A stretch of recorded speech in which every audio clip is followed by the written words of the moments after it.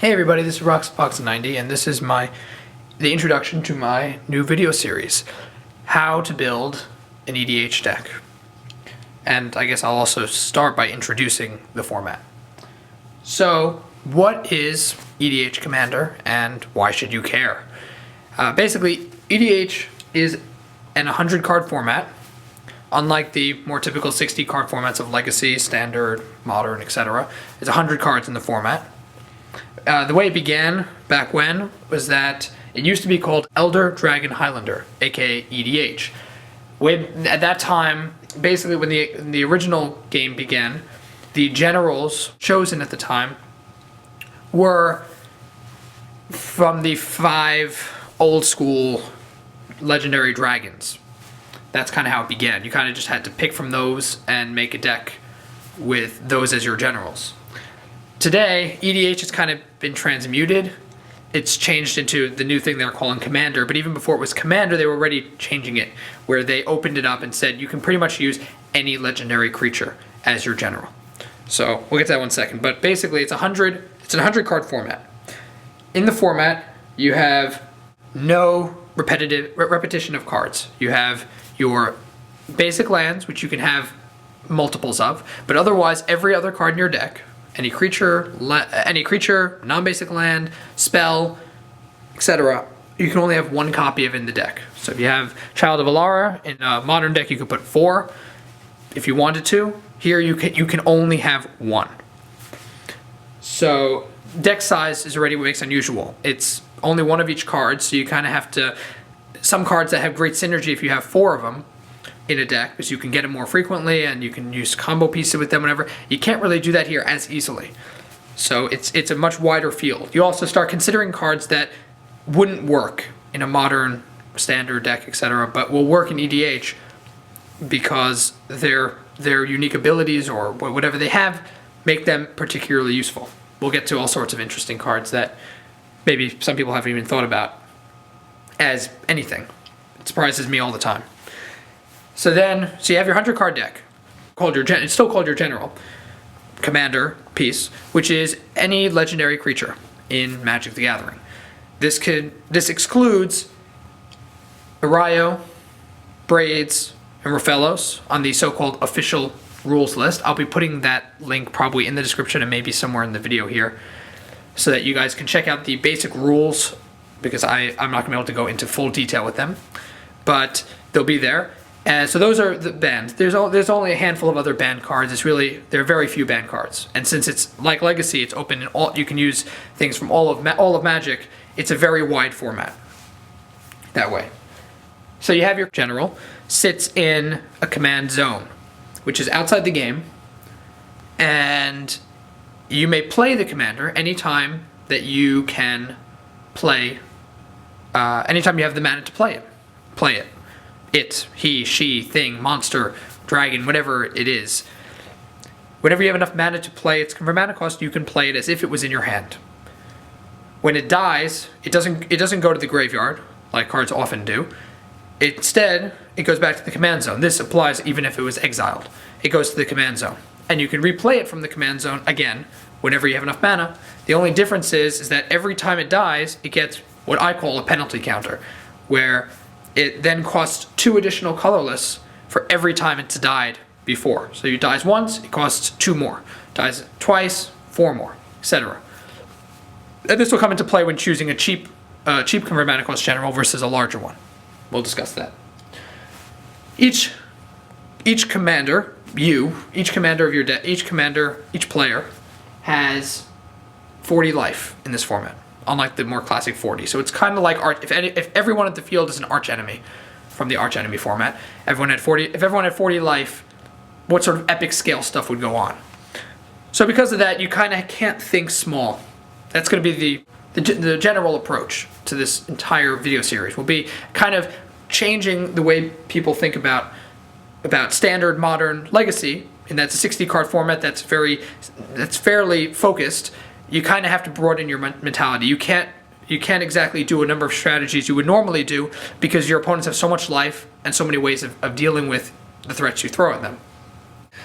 So those are, so thinking big is kind of what I want you to take away overall from this video. This is going to be about thinking big. You have to expand your vision of Magic, and you kind of have to open up to Magic. You can't be stuck in a couple of sets. You kind of have to really open up to sets and to a larger way of thinking about playing. Tying into that kind of is the element of non-competitiveness. This video series is not going to be super competitive. EDH as a format is a casual format. It's an official casual format. The idea is really at the end of the day to have fun. You can play in competitions, there are EDH competitions, but my decks will not be running a number of the cards that people run that make the game very unfun. Cards that make people unable to untap more than one land. Cards like Knowledge Pool, that's actually from Mirrodin Siege, people know about it, which is just unbelievably irritating. The cards like that, you really don't want to run things that really make everyone else pissed off at you. I mean, don't be an idiot. The idea is to have fun, both for everyone at the table, so everyone's having fun and enjoying, and yourself. Obviously, you want to win, but you don't want to be ridiculous. So when we're dealing with the overall series, there's a number of types of EDH decks, the way to focus your EDH decks. 1v1 EDH decks are very different monsters than multiplayer EDH decks. And you can have a combination. I mean, the ideal EDH deck can work well in 1v1 multiplayer, small multiplayer games, and large multiplayer games. The ideal. Very, very difficult to do.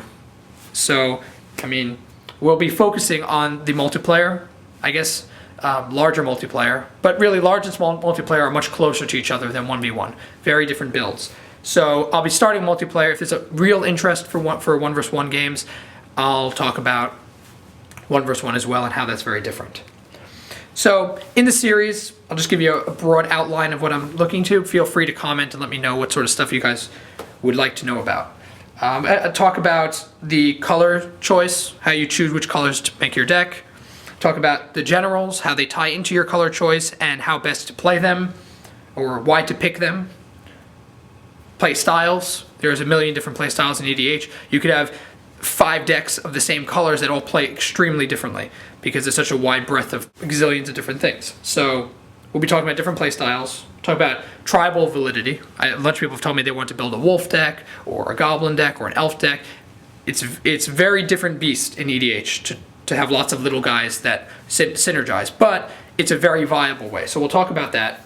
And we'll talk about different sub-themes where you could have a wolf burn deck somehow. I don't know. I mean, there's some combinations, sub-themes in the deck. I'll talk about how you decide your land base. There's no real mathematical equation to an EDH deck. It's a ever-changing format. Somebody on MTG Salvation, I remember called it like a piece of art. There's no real way to mathematically set yourself with the perfect deck or with this deck is perfected.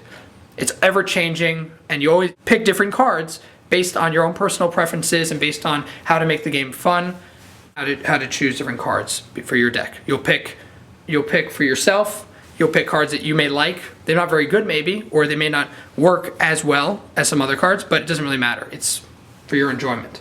So we'll discuss land base, what's the ideal land base, how to choose what land cards to use, what are the best ones and most frequently used. We'll talk about using utility creatures. In multiplayer, smaller creatures tend to be utility. You want to use them in a supportive, they're support troops to what will become your bigger creatures, your shock troops, unless you're running a very, very heavy spell deck, which is another playstyle. We'll talk about that. But we'll talk about utility creatures. We'll talk about larger creatures, beatdown creatures, why you would run certain ones versus other ones. We'll talk about your spell choices, how many spells you run in a deck, how you choose which ones. We'll talk about that. We will talk about the mathematics in terms of like not getting mana screwed. How do you have enough of the right colors for yourself? How do you choose mana base? How do you have a proper mana curve where you have enough small guys leading into big guys that you never feel like you can't do anything? And it's very different here than it is in standard, or modern, or legacy. You don't have 1-drops. You don't just have a bunch of one or 2 drops and try to win turn 3 or 4. It doesn't work here. You kind of have to consider the really broad game.